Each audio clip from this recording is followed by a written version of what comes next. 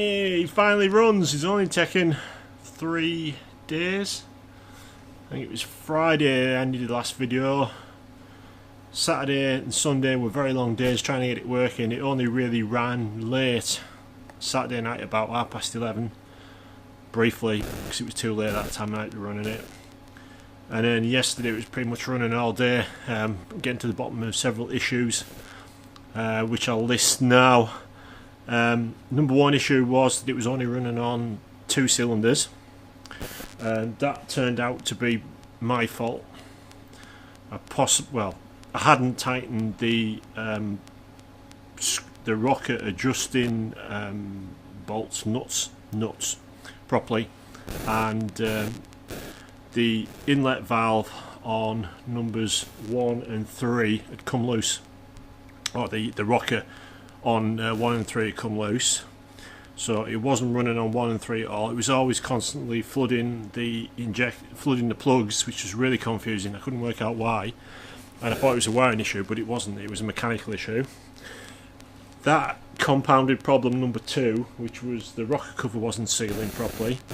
The initial problem I had probably Friday or Saturday was that the silicone one that mini spares sell, it was too short for the rocker cover, and I couldn't stretch it, and it was just a tragic fit at either end. It was just useless. And also when I put some sealant on it, because I thought I'd better add, and it was, the gasket was trying to escape off the cylinder head the whole time, so that was no good. So I put the cork one on, and it was better, but I still had the issue whereby I had probably too much gasket sealant on it, and it was trying to squeeze out the whole time. What I didn't realise was, because those rockers were loose, as the rockers were going up and down, it was smacking the top of the rocker cover and lifting it, which is why it kept coming loose, and that was enabling oil to piss off down the back of the block. Other issues I've had, I'll show you the exhaust manifold.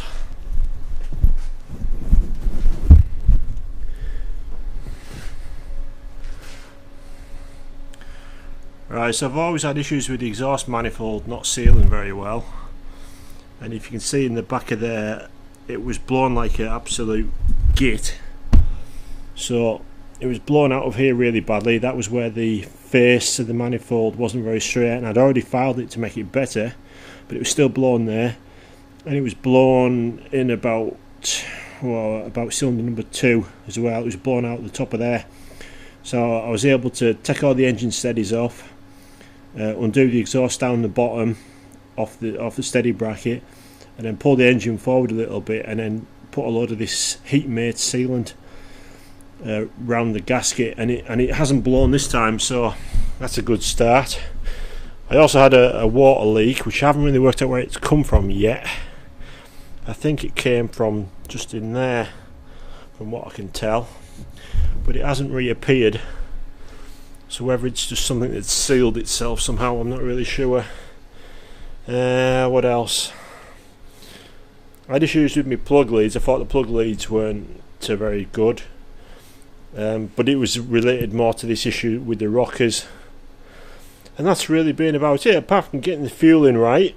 I haven't checked the main base timing yet, but it was the same figure as last time, and when you spin it on the diagnostic software, on the diagnostic part of the DTA, you do a crankshaft oscilloscope. It tells you where your top dead centre is and your missing tooth, and it's the same as it was last time, within a degree, so I've just left it as it is, and it's idling alright, as you could see. Yes, so we're there or thereabouts. Next job will be to see if a bonnet fits. The original bonnet isn't going to go on because it's got the big hole in it, so I'm going to fit a different one that's over there. You can just see the rusty one in the corner. That's going to go on. I fitted the air filter that was on Austin, my other 8-port, and it is super tight.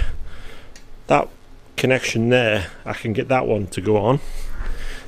This is the one where it's really tight on the alternator, and it hasn't nipped in properly yet. I might have to do a bit of filing or something.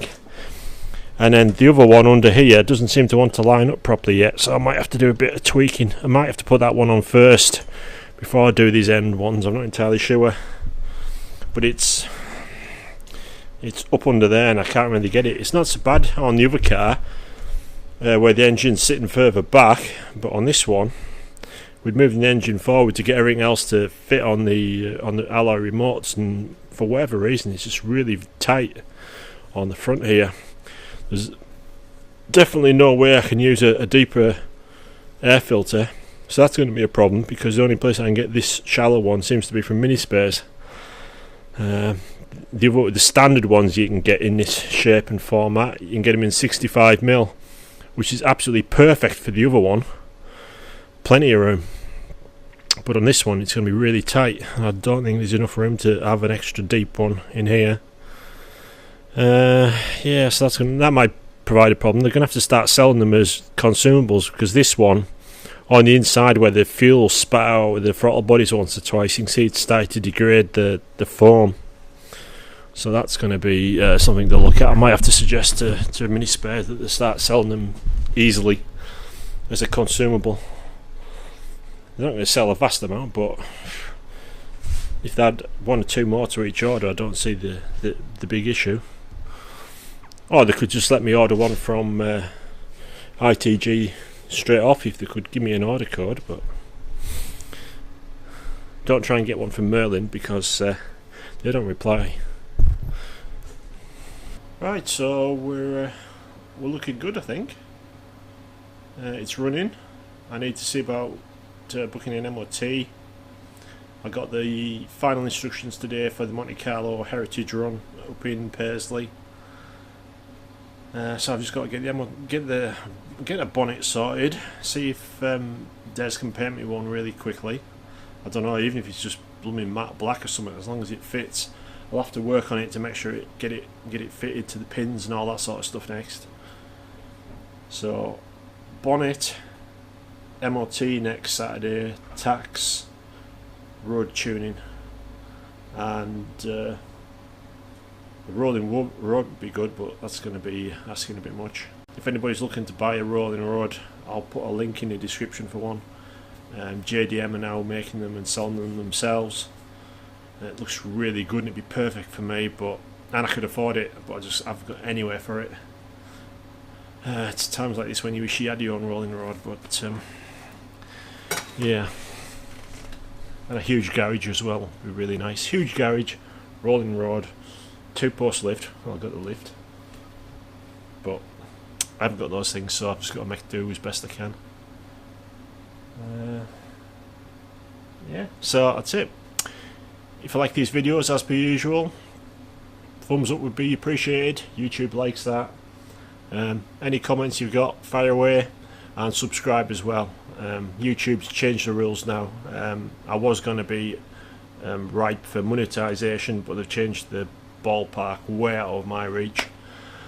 So unless I suddenly gain another 900 subscribers and produce a lot more video content to get the hours viewed each year, I'm not going to be earning a fortune off YouTube. Not that I expected to, but Christ, even if it was just a few pence, it might have been an incentive, but same for everybody, innit?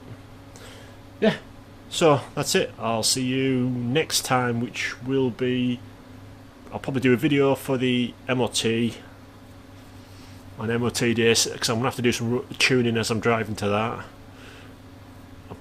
And then video perhaps of a night as I'm driving about trying to do some mapping, although it's going to be dark, so I don't know how well that's going to work. And then obviously I'll do some videoing on the Heritage Run on Wednesday the 31st. And it's now 22nd, so time's going on, so I've got a lot to do and not much time to do it. Okay, see you next time.